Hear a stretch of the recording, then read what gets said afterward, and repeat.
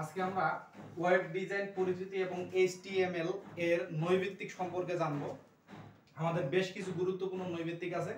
এই নৈর্ব্যক্তিকগুলোর মধ্যেই গত বছরগুলোতে কোশ্চেনগুলো অবজার্ভ করলে দেখা যায় যে এই টাইপের কোশ্চেনগুলোর মধ্যেই আসে প্রশ্নপত্রে। তো আমাদের মধ্যে এইখানে কয়েকটা আমরা গুরুত্বপূর্ণ বেছে নিছি যে চতুর্থ অধ্যায়ে আসার মতো নৈর্ব্যক্তিক। তো তার মধ্যে দেখো এগুলো কিভাবে হয়, আমরা এগুলো নিয়ে একটু আলোচনা করি।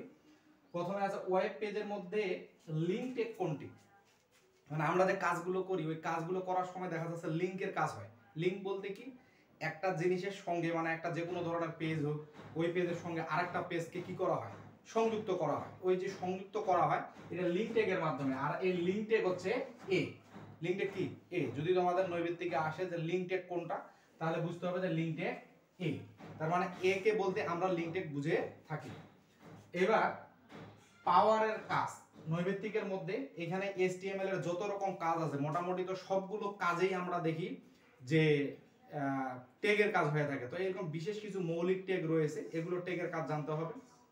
তো যেটা আমাদের কমন বেশি আসে সেটা হচ্ছে সুবসাবের ব্যবহার অর্থাৎ পাওয়ারের ব্যবহার।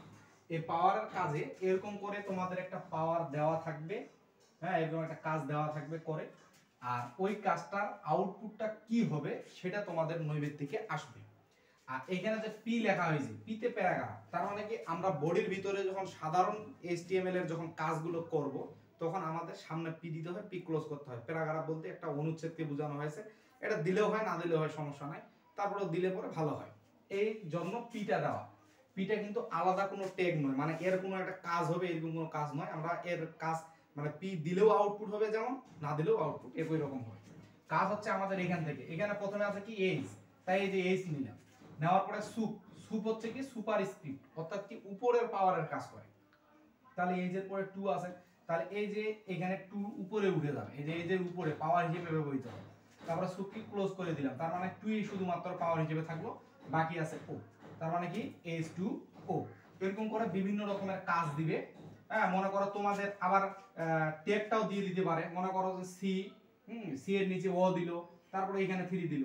এবার তোমাদের করতে বলতেছে, তাহলে তোমাদের আবার কি করতে হবে, যদি পি নাও তাহলে পি নিবা, নেওয়ার পরে এখানে কি আছে সি, এই লকটা লিখতে হবে।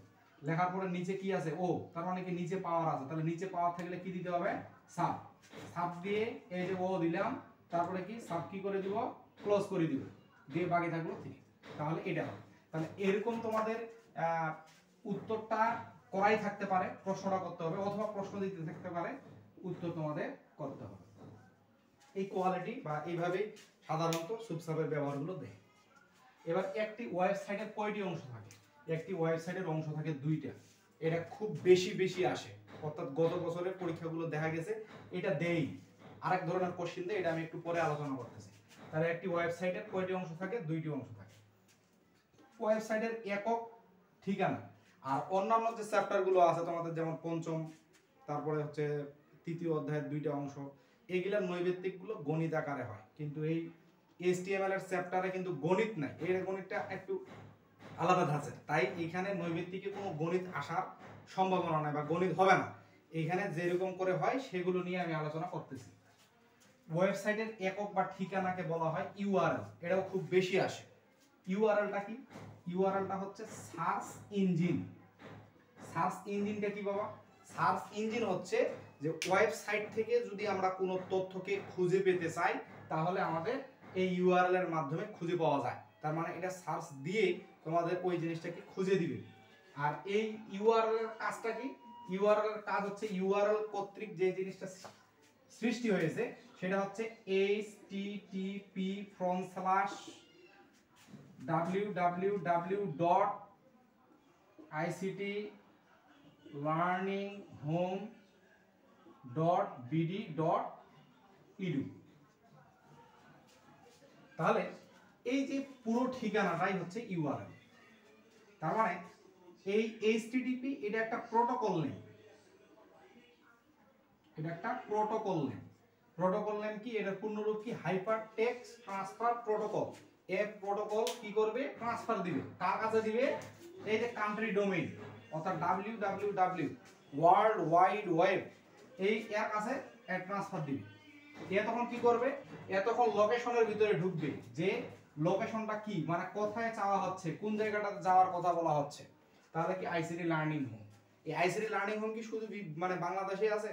অবশ্যই বাংলাদেশে নাই, বিশ্বের অন্যান্য দেশের মধ্যেও আছে। তাই যদি আমি কান্ট্রি ডোমেইন নেমটা এখানে লিখি তাহলে নির্দিষ্ট বাংলাদেশের আইসিটি লার্নিং হোমের মধ্যে পৌঁছে যাবে।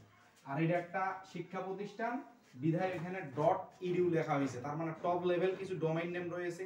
আমার কাজ কি তার উপর কেন্দ্র করে ডোমেইন নেমটা লাগাতে হয়, যেহেতু এটা শিক্ষা প্রতিষ্ঠান তাই .edu এখানে লাগানো হয়েছে। এবারে যেটা আসে সেটা হচ্ছে,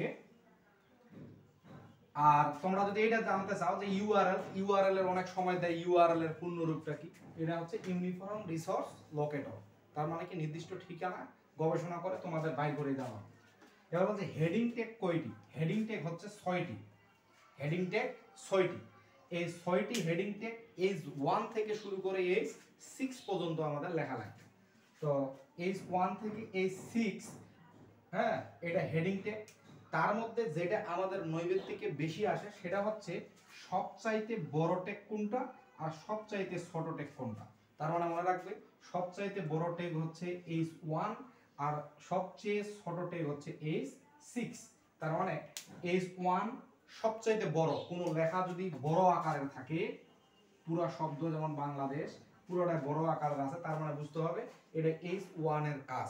আবার দেখতেছি লেখার ভিতরে কোনো শব্দ পুরোটাই ছোট আছে, তাহলে বুঝবেন এটা H6 এর কাজ।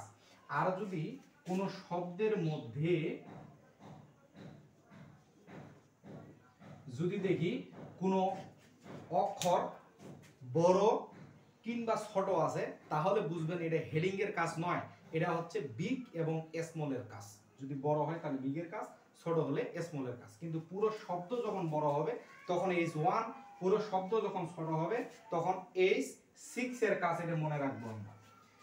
HTML ওয়েব পেজ তৈরির জন্য ফাইলের, হ্যাঁ, এক্সটেনশন হচ্ছে, অর্থাৎ আমরা যে কোনো ধরনের কাজ যখন করব সেই কাজটাকে অবশ্যই সেভ করতে হবে। কাজটা করার পরে এটা যদি সেভ করতে চাই তাহলে প্রত্যেকটা ফাইল, আমরা যে কাজগুলো করি এগুলো ফাইলের মধ্যে সেভ করব, তাহলে প্রত্যেকটা ফাইলের ফাইল এক্সটেনশন আছে, মানে ফাইলের নামটা আমি কি নামে ওই ফাইলটা রাখবো। তাহলে যে টাইপের কাজ করব আমাদের সেই টাইপের, হ্যাঁ, নামটা দিতে হবে, ফাইল এক্সটেনশন দিতে হবে। যেমন HTML এর কাজ করলে আমরা ফাইল এক্সটেনশন হিসেবে দিতে পারি .html অথবা .htm। এটা হচ্ছে ফাইল এক্সটেনশন কার, HTML এর। HTML এর যত ডকুমেন্ট আছে সবগুলোই আমাদের এই ফাইলে সেভ করতে হবে। আমরা যদি অন্য কোনো কাজ করি, সি প্রোগ্রামের কাজ করি .c দিয়ে, জাভার কাজ করলে .j দিয়ে, হ্যাঁ, এরকম আমরা যে কাজটা করব সেই কাজের ফাইল এক্সটেনশনের নাম আছে, সেটা দিয়ে আমাদের অবশ্যই সেভ করতে হবে। তো এইখানে মোটামুটি আমরা কিছু গুরুত্বপূর্ণ নৈবেত্তিক দেখলাম। এই নৈবেত্তিকগুলোর মধ্যেই, হ্যাঁ, আসার সম্ভাবনা বেশি থাকে। আর কিছু নৈবেত্তিক আছে, এটা আমি পরবর্তী ক্লাসে দেখাবো। অর্থাৎ আজকের ক্লাস এখান থেকেই। যদি অবশ্যই এখান থেকে কিছু শিখেন, যদি ভিডিওটা আমার ভালো লাগে তাহলে অবশ্যই ফলো দিবেন, শেয়ার করবেন এবং সাবস্ক্রাইব করবেন যদি ইউটিউব থেকে দেখে থাকেন। ধন্যবাদ।